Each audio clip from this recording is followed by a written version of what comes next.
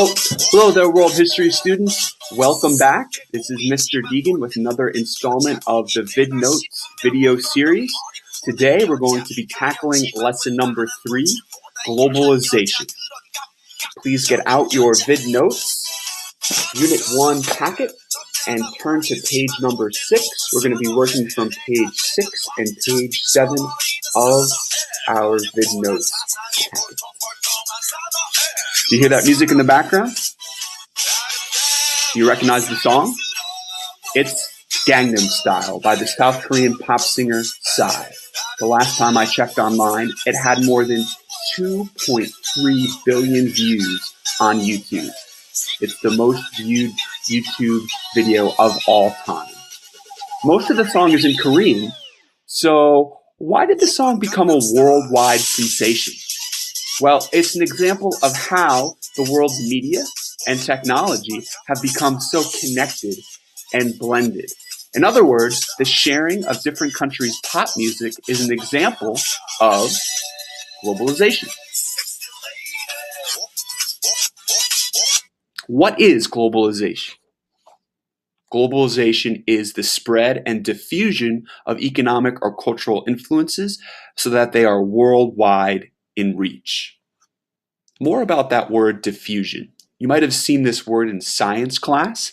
It can also be used in history terms. Diffusion is when a high concentration of something spreads to an area of low concentration. Gangnam Style was first released in South Korea, but because of the power of the internet and social media, it diffused to other countries of the world. Gangnam Style is pop culture, of course. Let's now talk about globalization in economic terms.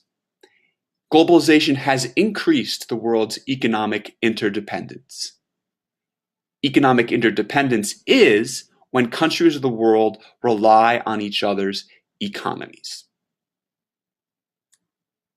And countries share things that fit into one of these 4 categories: raw materials, which are natural resources, capital, and capital means the services a country provides, manufacturing, and labor, those who work.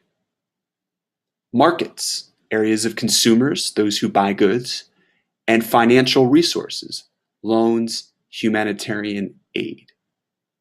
So, countries are connected by these 4 categories of things.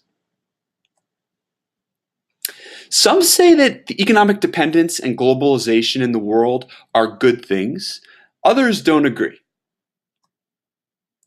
Here are some arguments supporting globalization. Supporters would say that globalization promotes peace through trade. They would say that it raises the standard of living around the world. They would say that globalization creates jobs in developing countries. Supporters of globalization would say it promotes investment in developed countries and creates a sense of world community. Here's a more detailed example of how globalization has been good. It has improved trade. And you see from this graph that over the span of about 50 years, trade's share of world economic output has increased by about 40 percentage points. In other words, globalization has improved trade and connected more countries so that they can grow each other's wealth. It's a good thing. There are some arguments against globalization. Arguers would say that globalization creates conflict because the system is unfair. Those who are against globalization would say globalization benefits developed countries disproportionately and leaves developing countries behind. Those against globalization would say it takes jobs from laborers in developed countries. They would say it benefits those who already have money. And they would say that globalization erodes local culture.